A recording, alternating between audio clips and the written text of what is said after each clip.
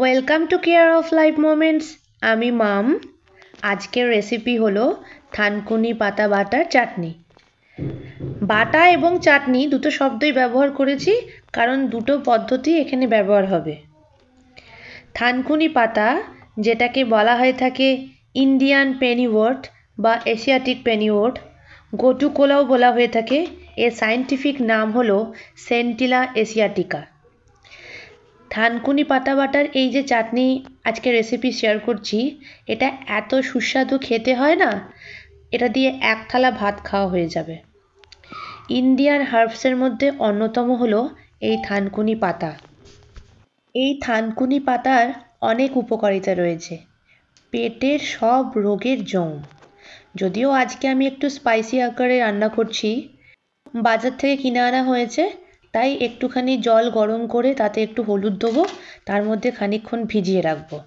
থানকুনি পাতা বাটার যেহেতু চাটনি করব একটু স্পাইসি করে, তাই এখানে কালো জিরে নিয়েছি, অল্প একটু পোস্ত নিয়েছি, গোটা জিরে নিয়েছি, আর ওইদিকে রসুন আদা একটু গোটা কেটে রেখে দিয়েছি। আর থানকুনি পাতাটা প্রথমে ঠান্ডা জলে ভালো করে পরিষ্কার করে ধুয়ে নিয়েছি। জানো তো, এই থানকুনি পাতার অনেক ধরনের উপকারিতা রয়েছে। এটা হিউম্যান কগনিটিভ হেলথ ফাংশনকে ইমপ্রুভ করে, মানে স্মৃতিশক্তি বাড়াতে সাহায্য করে। এর মধ্যে প্রচুর অ্যান্টিঅক্সিডেন্ট, অ্যান্টি ইনফ্ল্যামেটরি প্রপার্টি রয়েছে, ক্ষত নিরাময়ে সাহায্য করে, স্কিনের হেলথ মানে ত্বকের হেলথের জন্য উপকারী। এর মধ্যে অ্যাংজাইটি এবং স্ট্রেস রিলিফ প্রপার্টি রয়েছে। ডাইজেস্টিভ হেলথের জন্য তো উপকারী বটেই, মানে হজমের জন্য তো উপকারী বটেই। আর ইমিউনিটি সিস্টেমের জন্য এটা একটা স্ট্রং সাপোর্ট। দেখো, বাজার থেকে নিয়ে এসেছি বলে একটু গরম জল ফুটিয়ে নিচ্ছি, তার মধ্যে অল্প একটু হলুদ অ্যাড করলাম। তোমরা চাইলে হলুদটা স্কিপ করতে পারো, তবে সেক্ষেত্রে রান্নায় যেন হলুদ অবশ্যই দেবে।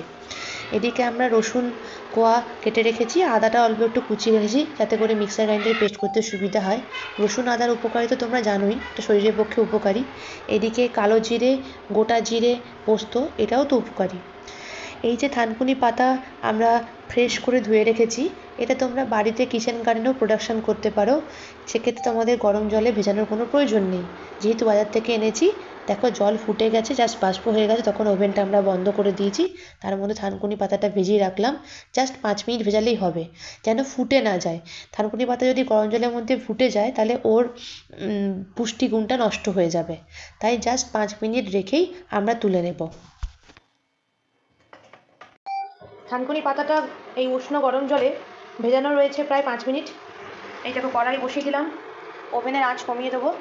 কড়াইয়ে শুকনো খোলায় সর্ষের তেল দেবে, খাঁটি সর্ষের তেল।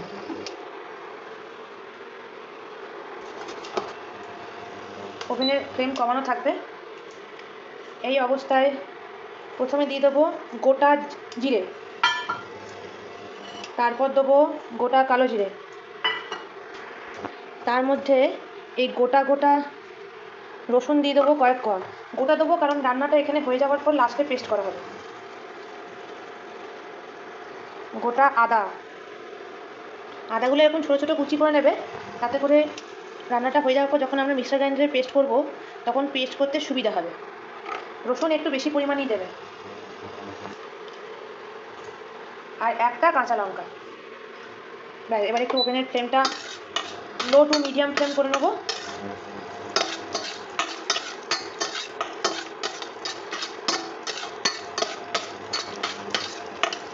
এরকম বন্ধুরা, রসুনটা ভাজা হচ্ছে, একটু ভাজা হয়ে এসে রসুন ভাজার একটা গন্ধ বেরোবে, দেখবে কালো জিরে রসুনের একটা মিক্স সুন্দর গন্ধ বেরোবে। গন্ধটা বেরিয়ে গেলে তারপরে এই জলে ভিজিয়ে রাখা গরম জলে থানকুনি পাতাগুলো এতে অ্যাড করে দেবো। তোমরা যদি কাঁচা লঙ্কা ঝাল বেশি খেতে চাও, তাহলে গোটা কাঁচা লঙ্কার জায়গায় কুচি কাঁচা লঙ্কা দিতে পারো। একটা জায়গায় তোমরা যে স্বাদ অনুযায়ী যে যেরকম ঝাল খাও সে অনুযায়ী কাঁচা লঙ্কা অ্যাড করতে পারো। তবে এটা তো পেটের জন্য মেনলি করে, তবে এটা টেস্টি চাটনি হচ্ছে, সেই জন্যে যে যেরকম ঝাল খাও সেই অনুযায়ী কাঁচা লঙ্কা অ্যাড করতে পারো।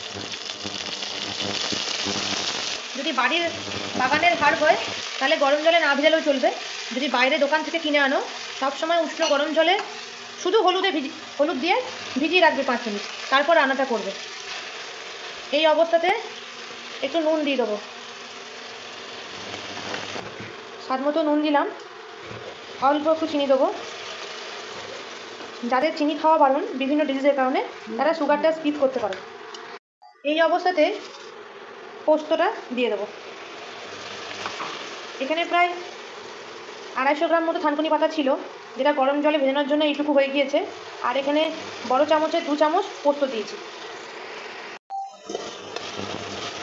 এরপর এই যে জল জল একটা ময়েশ্চার ভাগ রয়েছে, এটা বেরিয়ে যাওয়া অবধি থানকুনি পাতাটা ভেজে নিতে হবে।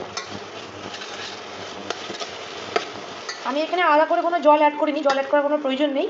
থানকুনি পাতাটা যেহেতু উষ্ণ গরম জলে ভেজানো ছিল, সেটা তোলার সময় যেটুকু আর কি পাতার থেকে ময়েশ্চার বা ভেজানো জলের অংশ পড়েছে সেটা শুকিয়ে নিয়ে একদম ভাজা ভাজা করে নিতে হবে, যেরকম শাক ভাজা করা হয়। রান্নার শেষে একটা টুইস্ট রয়েছে, সেটা দিলে রান্নার স্বাদ বহুগুণ বেড়ে যাবে।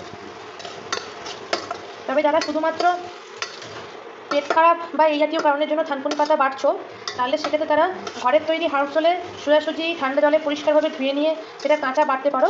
আর যদি দোকান থেকে কিনে আনা হয়, এরকম উষ্ণ গরম জলে শুধুমাত্র হলুদ দিয়ে 5 মিনিট ভিজিয়ে রাখার পর সেটাকে পোস্ত দিয়ে বেটে নেবে। কাঁচা লঙ্কা দেওয়ার সেখানে কোনো প্রয়োজন নেই, রসুন আর পোস্ত দিয়ে থানকুনি পাতা বেটে নেবে, দিয়ে কাঁচাই খেতে পারো, অল্প একটু স্বাদ মতো নুন সহযোগে। আর যদি সেক্ষেত্রে চাটনি করতে যাও, পেট খারাপ অথচ চাটনির মতো করে যাতে যে মুখে স্বাদটা ভালো লাগে, বা অনেক অসুখের পর মুখে স্বাদটা বেরোনোর জন্য অনেক সময় চাটনি করতে, তখন তো এত এরকমভাবে না করাটাই ভালো।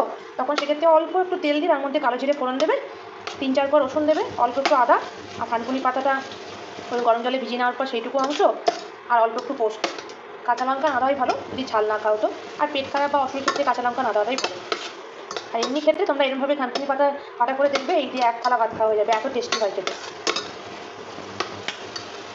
এটা এই জলটা শুকিয়ে যাওয়া অবধি আমি ভাজতে থাকবো। এই দেখো বন্ধুরা, জলটা প্রায় শুকিয়ে এসেছে এবং থানকুনি পাতাটাও ভাজা ভাজা হয়ে এসছে।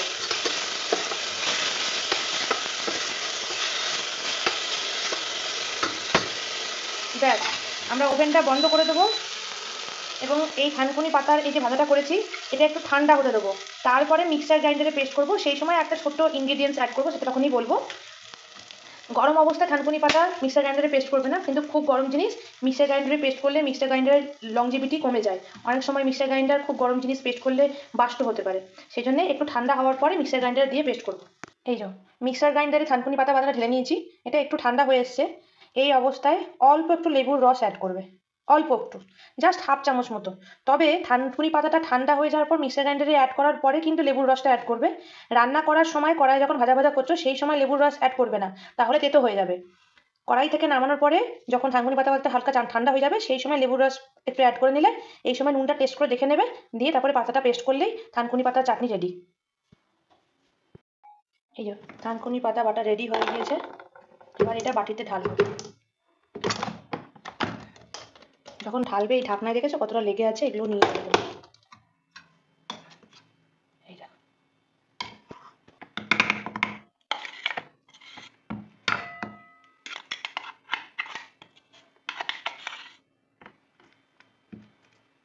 থানকুনি পাতা বাটার চাটনি রেডি এবং সার্ভড। এটা সাদা ঝরঝরে ভাত দিয়ে খেয়ে দেখো, 1 থালা ভাত তখনই খাওয়া হয়ে যাবে।